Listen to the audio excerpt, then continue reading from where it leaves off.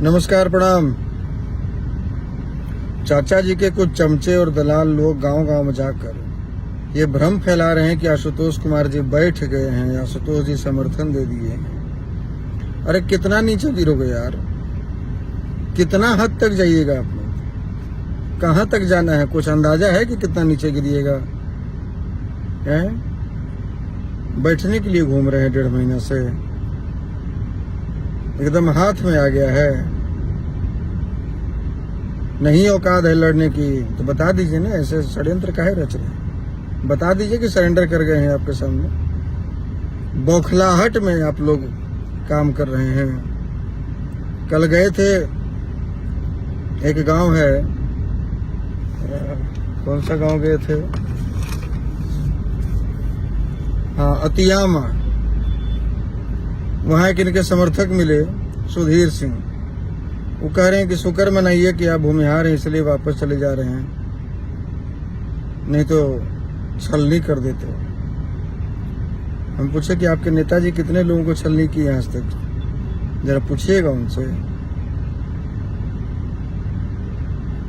एगो भारतों में इनके समर्थक मिले, विपिन सिंह। वो बोले नहीं, नारा नहीं लगाना है गांव में, बस उनके नेताजी का नारा लगेगा।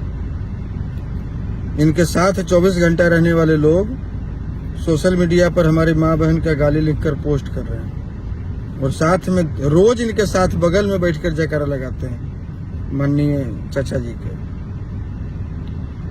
इनके रैली में घूमने वाला लोग 5 दिन पहले शराब पी के पिस्टल लेकर हमारे कार्यालय में आया था गोली मारने के लिए। युवाओं की फौज है हमारे साथ चाचा जी, ये सब गलती मत कीजिए। और हम लोग जो ताकत बनाए हैं ना, जो ताकत आज तक बनाए हैं, वो अपनों से लड़ने के लिए नहीं बनाए हैं। अपने बच्चों पर हाथ लगाने में बड़ी तकलीफ होती है। इनको भड़काइए नहीं, इनको बहकाइए नहीं।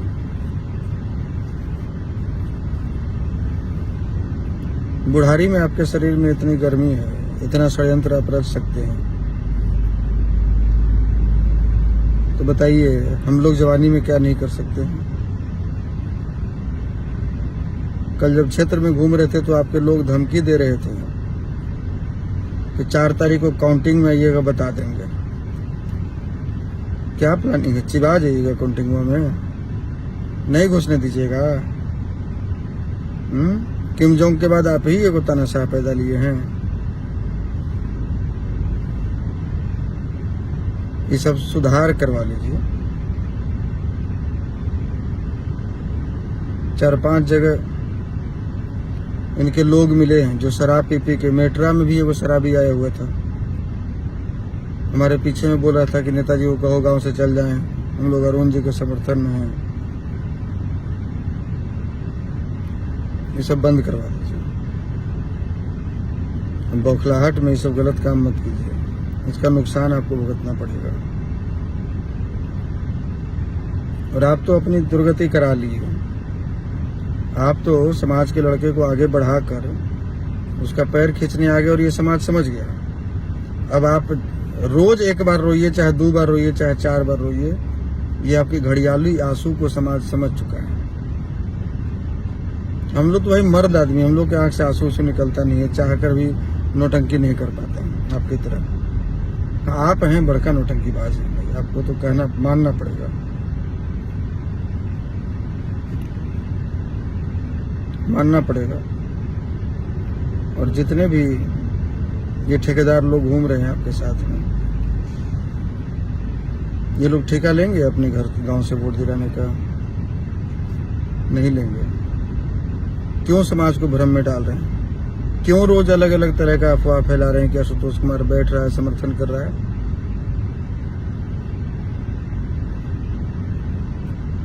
क्यों? आपके जैसा व्यक्ति 2009 में जगदीश बाबू चुनाव लड़ रहे थे, फिर भी आप उनको हरवाने के लिए चुनाव लड़े थे। इस बार भी हम जगदीश शर्मा जी के पास में गए थे, माननीय के पास। वो हमसे पूछे थे कि अरुण जी से मिल के आए ना आप? हमने जी क्या बोले? हमने कहा कि बोले कि 2 दिन बाद फैसला लेते हैं, महाराजगंज चुनाव लड़ेंगे, जहानाबाद नहीं लड़ेंगे। तो बोले कि इधर लाइए कागज कलम, हम लिख के दे देते हैं, वो लड़ेंगे। जब कहीं नहीं मिलेगा तो फिर लड़ेंगे वो, पहले परिक्रमा कर लेंगे सब जगह। कितनी बार ठगिएगा समाज को, कितनी बार? जब तक पैर हाथ चलता रहेगा तब तक ठगते रहिएगा। आपके लोग ये रोज समाज के गांव के बीच में जाकर अफवाह उड़ा रहे हैं कि आशुतोष तो फलाना से पैसा लेके आया है, आशुतोष तो उसको जितवाने के लिए आया है। अरे छाती ठोक कर कहते हैं, आप ठोक कर कहिएगा है हिम्मत? हम छाती ठोक कर कहते हैं कि आप साबित कर दीजिए आज से आशुतोष जहानाबाद छोड़िए पूरे बिहार में अपना शकल नहीं दिखाएगा, पूरे बिहार में अपना शकल नहीं दिखाएगा। और राजनीति तो छोड़ दीजिए, और जहानाबाद ही नहीं पूरे बिहार में अपना चेहरा नहीं दिखाएगा। साबित कर दीजिए। 1 रुपया भी यदि किसी से हमने लिया, आपकी तरह हर 6 महीना पर अलग अलग नेता का तलवा नहीं सहलाते रहते हैं। आपकी तरह रोज 6 महीना के बाद विचारधारा और पार्टी नहीं बदलते हैं। देश का झंडा उठाए थे, अब समाज का झंडा उठाए हैं। किसी पार्टी का झंडा तो अभी तक नहीं उठाया है। और इतना जो शरीर सुखा दिए, 3 दर्जन मुकदमा लिए हैं चंद रुपए पर आपकी तरफ बिकने के लिए। अरे आप सुरेंद्र का एजेंट बन के आए हैं। सुरेंद्र यादव को खौफ हो गया था, डर हो गया था, पूरा भूमिहार समाज एकमुश्त खड़ा है, पूरा मुसलमान समाज एकमुश्त खड़ा है। ये खौफ हो गया था सुरेंद्र प्रसाद यादव जी को।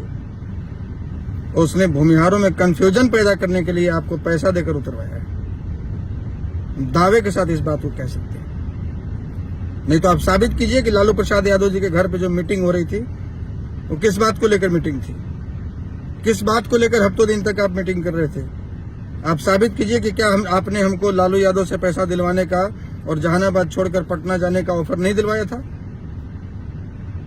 आप साबित कीजिए, जवाब दीजिए। नहीं बोलना चाहते थे, नहीं बोलना चाहते थे। आप हमारे सम्माननीय हैं, लेकिन आप सम्माननीय वाला काम कर नहीं रहे। आप सम्मान देने के लायक बचे ही नहीं। आप तो अपने बेटे की उम्र के लड़के से डर गए महाराज।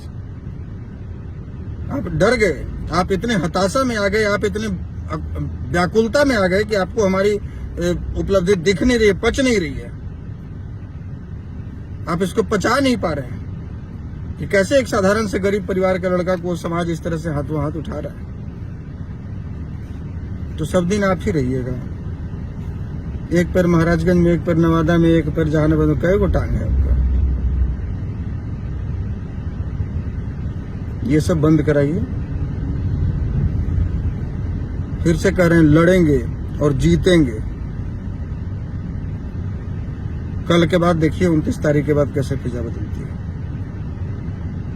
3.5 लाख भूमिहार, 2 लाख मुसलमान और उसके अलावा दलित समाज के लोग, अन्य पिछड़े समाज के लोग, जो भाजपा के कोर वोटर लोग, ये सब एक मुस्त आशुतोष के साथ में खड़े दिखेंगे। उनको काम करने वाले व्यक्ति चाहिए। उनको हर 6 महीने के बाद पार्टी बदलने वाला नहीं। उनको वो व्यक्ति नहीं चाहिए कि खुद सेट हो गए उसके बाद बेटा को सेट करने में लग गए। जहानाबाद के लिए जो सोचता हो, जो यहाँ की स्थिति देखकर उसको पीड़ा होती हो, वैसा व्यक्ति चाहिए। और जहानाबाद का बेटा जहानाबाद की सेवा करने के लिए जहानाबाद के मैदान में आ चुका है। निकम्मे लोग बोरिया बिस्तर बांध दीजिए। यहाँ की जनता अब आपको जवाब देने के लिए तैयार हो गई। धन्यवाद।